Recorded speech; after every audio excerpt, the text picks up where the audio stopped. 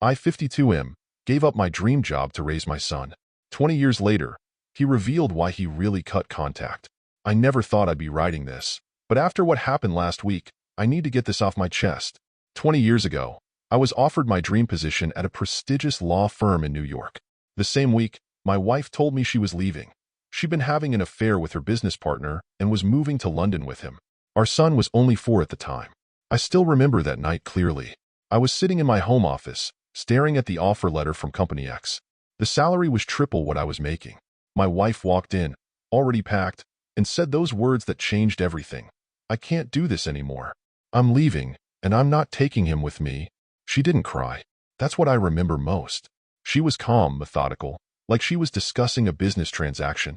When I asked about our son, she just shrugged and said, "You've always been the better parent anyway." Then she was gone, leaving me with a 4-year-old who kept asking when mommy was coming home from her trip. I turned down the job to stay in our small Midwest town and raise my son alone. It wasn't even a question. He needed stability, and I couldn't uproot him to New York while juggling 80-hour weeks at a new firm. So I kept my position at the local practice, adjusted my hours, and focused on being both mom and dad. The early years were a crash course in single parenthood. I burned countless dinners, learned that red socks can't go in with white shirts, and discovered that parent-teacher conferences are actually terrifying when you're the only parent there. But we managed. I learned to cook, sort of, mastered the art of Halloween costumes, and never missed a Little League game. My son was my whole world, and watching him grow into a confident, kind teenager made every sacrifice worth it. I remember his first day of kindergarten. He was so brave, wearing his Batman backpack and giving me a big thumbs up. But that night, he crawled into my bed crying, asking if mommy left because he wasn't good enough. I held him close and told him the truth, that sometimes grown-ups make choices that have nothing to do with their children, that he was perfect exactly as he was, and that I would always be there for him. It became our thing. Whenever he was scared or sad, we'd have our truth talks. As he grew older, I tried to give him a normal childhood. I coached his Little League team, hosted sleepovers, and learned that 10 sugar-high 9-year-olds can indeed destroy a living room in under an hour, and try to be there for every moment that mattered.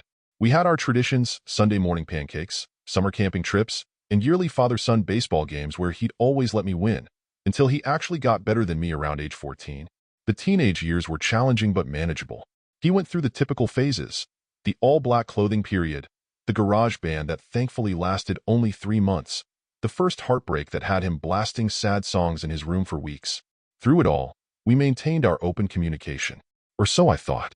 Things changed when he turned 18. The shift was subtle at first. He stopped joining me for our Sunday pancakes, saying he had study groups. Our conversations grew shorter, more formal. I noticed he deleted our family photos from his social media. When I asked if everything was okay, he'd say he was just busy with college applications. He chose a university on the opposite coast, a great school, but the distance felt deliberate. I helped him move into his dorm, trying to ignore how he seemed eager for me to leave. That's when the real estrangement began. He stopped answering my calls, responded to texts with one-word answers, and blocked me on social media. Holiday invitations were met with excuses about study groups or internships. I sent care packages that were returned unopened.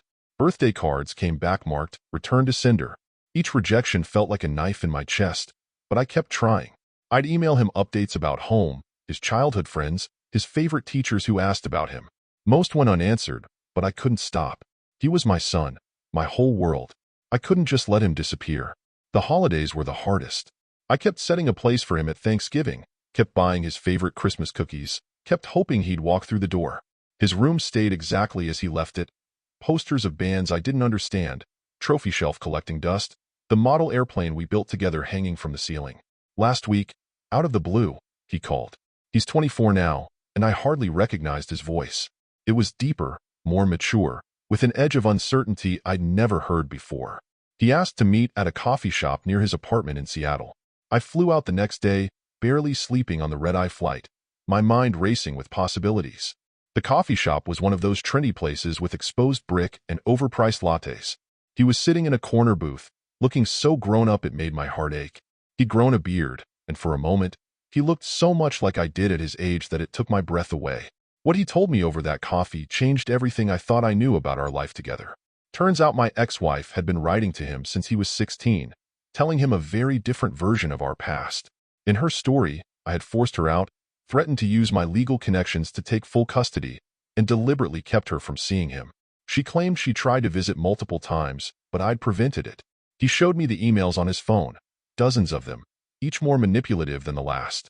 She'd painted herself as the victim of my ambition and legal maneuvering, claiming she'd fought for years to be part of his life.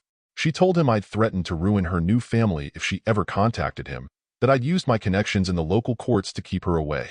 None of it was true. She'd left voluntarily, signed away her rights, and never once attempted contact until he was almost an adult. I had documentation of everything: the custody agreement, the letters from her lawyer, even her final note saying she wasn't cut out for motherhood. I'd kept it all in case my son ever had questions, but I never badmouthed her or shared any of it. I wanted him to form his own opinions when he was ready. "Why didn't you tell me?" he asked, his voice breaking. "I spent years hating you because I thought you'd stolen my chance at having a mom. Every Mother's Day, every time I saw my friends with their moms, I blamed you. How could you let me think that?" I explained that I never wanted to burden him with adult problems or influence his relationship with his mother. I thought I was protecting him. "I have all the proof," I said. "You can see it whenever you're ready." He broke down then, crying in that crowded coffee shop, not caring who saw. We talked for hours. He shared how she'd slowly poisoned his mind against me, how confused and angry he'd been. When he finally checked her story with his grandmother, my ex's own mother, the truth started unraveling. His grandmother had been horrified to learn what her daughter had done and told him everything. "I remember all those little league games," he said quietly. "How you'd practice with me for hours, how you'd always bring orange slices for the whole team. She told me you only did that to show off, to make her look bad. But you were just being a dad, weren't you?" That broke me. All those years of trying to be both parents, of second-guessing every decision, of wondering if I was doing enough. And she twisted even those simple moments of joy into something ugly. Now he wants to rebuild our relationship. We're starting slowly, weekly calls, planned visits. He's still processing his anger toward his mother and his guilt about how he treated me. I'm just grateful to have my son back. But here's what keeps me up at night. Did I do the right thing by staying silent? Should I have told him the truth sooner? Would it have spared him years of manipulation and us years of estrangement? Or would it have just hurt him more to know the truth about his mother when he was younger? I don't regret giving up that job in New York. I'd do it again in a heartbeat. But I do wonder if my attempt to protect him from the ugliness of adult relationships ended up causing more harm than good. My son says he's glad I took the high road, that it shows him the kind of man I really am. But some nights, when I think about those lost years, I'm not so sure. Was protecting him from the truth really protection at all? Edit. Thank you all for the overwhelming response. To address some common questions. 1. Yes, I have considered legal action against my ex-wife for parental alienation, but my son has asked me not to pursue it. He wants to handle his relationship with her on his own terms. 2. For those asking about the documentation, I kept everything in a safety deposit box, including emails, legal documents, and her handwritten goodbye note. I'm thankful now that I did. 3. My ex-wife did reach out after our coffee shop meeting. She admits to everything but claims she had her reasons.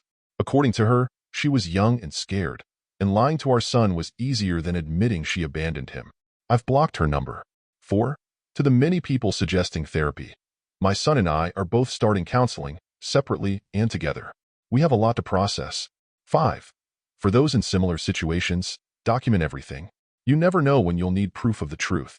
Update. 1 month later, the healing process has been both beautiful and challenging. My son moved back to our hometown for a job opportunity, his choice. I didn't pressure him. We have dinner together twice a week now. Last night, he brought over some of his old Little League trophies he found in storage, and we spent hours going through old photos and memories. We're learning to be honest about the hard stuff too. Yesterday, he told me about a parents' day in middle school where he told everyone I was on a business trip because he was too angry to have me there. It hurt to hear, but being able to talk about these moments openly feels like true healing. His relationship with his mother is complicated. She keeps trying to contact him, sending long emails explaining her actions. He reads them but doesn't respond. I had one parent who showed up every day, he told me last week, and one who only showed up when it served her story. Sometimes I look at him across the dinner table, this grown man who's somehow still my little boy in a Batman backpack, and I feel overwhelmed with gratitude for this second chance. We're not perfect, we still have hard moments, but we're getting there. Sometimes the long way around is the only way forward. Final update, 2 months later, my son is getting married next spring. Last night, he asked me to be his best man. When I tried to tell him that's not traditionally how it works, he just smiled and said, "You've been both mom and dad to me. You've earned this spot." I'm typing this through tears, but they're good tears. Finally, they're good tears. Thank you for watching. If you enjoyed this story, please hit that subscribe button. Don't forget to give it a thumbs up and share it with friends or family who might enjoy it too. Your support means a lot. And if you have any thoughts, questions, or story ideas, drop them in the comments below. I'd love to hear from you. See you in the next story.